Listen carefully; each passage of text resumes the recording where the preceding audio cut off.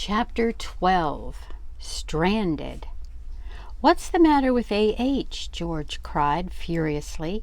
"He can't go off and leave us stranded here." "Maybe he can't, but that's exactly what he's doing." Sharing George's alarm, Nancy cupped her hands and called to the eccentric old man. If he heard her, he gave no sign. From some distance below, Bess also was shouting and waving. It seemed incredible that A.H. could not hear her.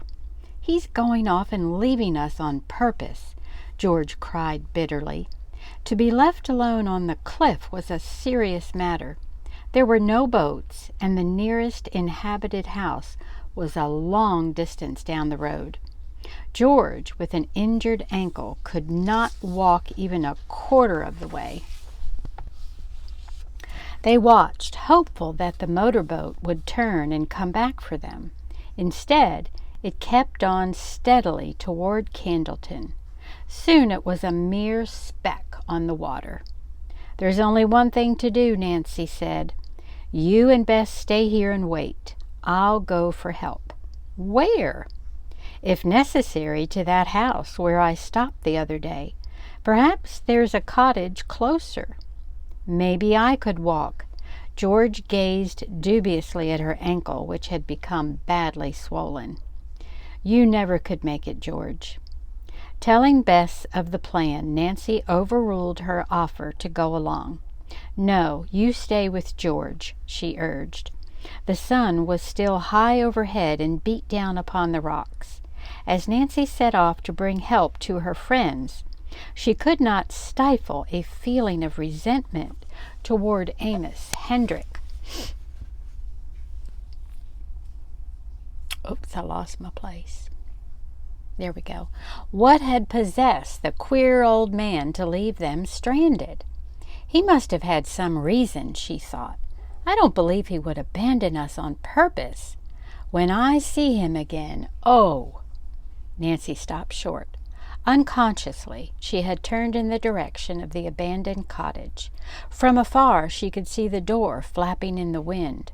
"That's funny," she thought. "I know I latched that door." A dark shadow flitted around the side of the cottage. Nancy's eyes opened wide. Had someone left the house, or was the figure that of some animal? It must have been my imagination, she decided. But just to make certain, I'll walk over there and find out. The weather-stained cottage was as deserted-looking as when she had seen it before. Again she knocked. Again no one appeared. Once more she pulled the door shut and tested the latch to be sure it would not open again. Before leaving, Nancy hurriedly circled the house, but saw no one. Yet she was uneasy. The wind couldn't have opened the door, she reflected. It isn't strong enough, and that shadow. In a hurry to reach Candleton, Nancy did not wait any longer. Striking out in what she judged to be the right direction, she was relieved to come upon a path which led out to a dirt highway. A quarter of a mile farther on, Nancy reached the spot where she had awakened on her previous trip. How in the world could I have wandered such a distance in my sleep? She asked herself. It seems impossible. Before long, Nancy came to the same farmhouse she had visited before. This time, a car stood in the yard, its engine running. A man, evidently the owner of the place, was about to start off. "Wait!" Nancy hailed him. He pulled up at the gate. "Are you going to Candleton?" the girl asked breathlessly. "That's right." "May I ride with you?" "Sure, hop in." Dusting off the seat, the farmer swung open the door. As the car jounced over the rough road, Nancy told him what had happened, explaining that she meant to hire another boat and return to the cliff for her stranded companions. "By the way, who lives in the cottage on the cliff?" she inquired, hoping to pick up a little useful information. "Why, nobody."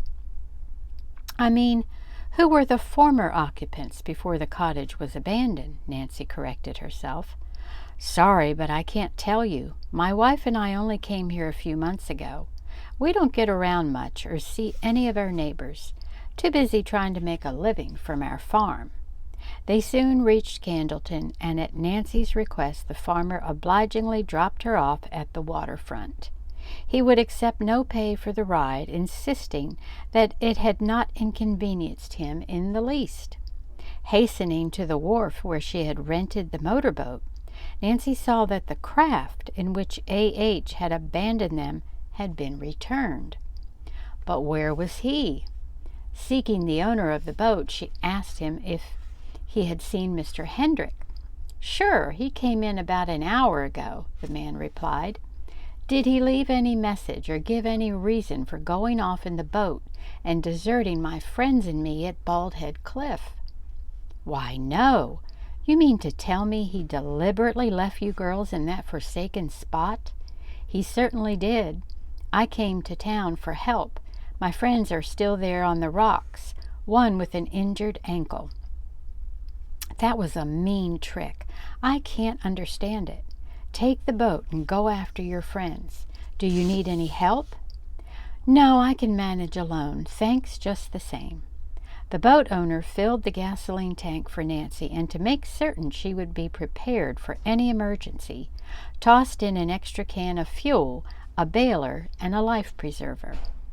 Although visibility was good on the water, late afternoon shadows were beginning to darken the shoreline. At full speed she proceeded to Bald Head Cave, anxiously scanning the cliff for a glimpse of her chums. To her relief, she saw a flash of color amid the rocks at the base. George and Bess were waiting for her on the beach.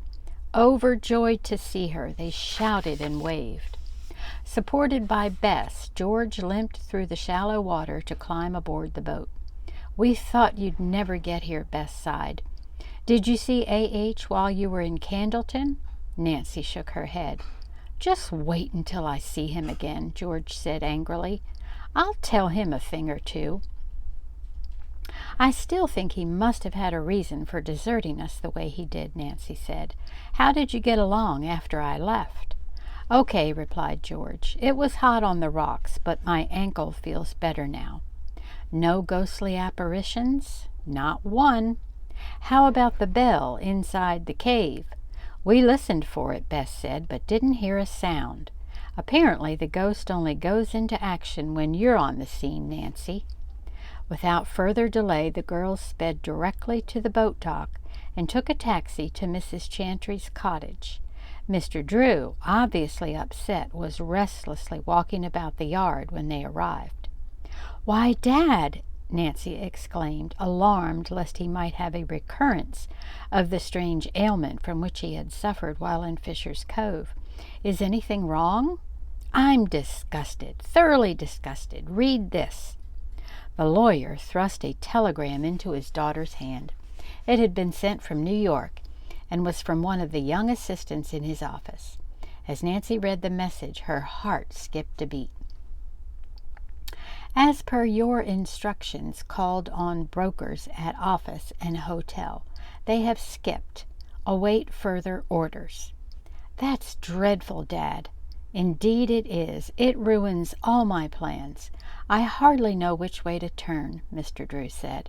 "At least it proves they're dishonest. That will help strengthen your case against them, won't it?"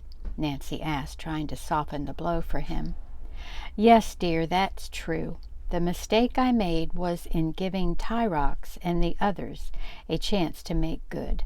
They should have been told nothing until I was ready to prosecute.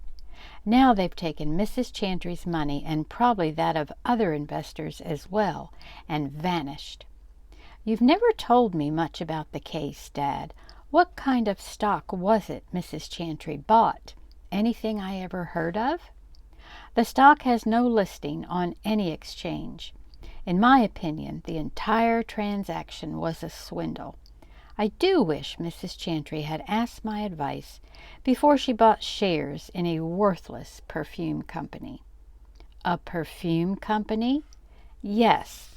A salesman showed her an impressive report of the firm's earnings, which I'm sure was a fake. She thought she was buying into an old, well-established company dealing in exclusive French products of high quality. "What's the name of the firm, Dad?" "The Moncure Perfume Company."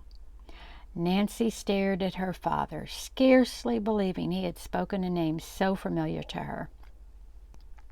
Mr. Drew noted his daughter's startled expression. "Don't tell me you know anything about that company," he exclaimed.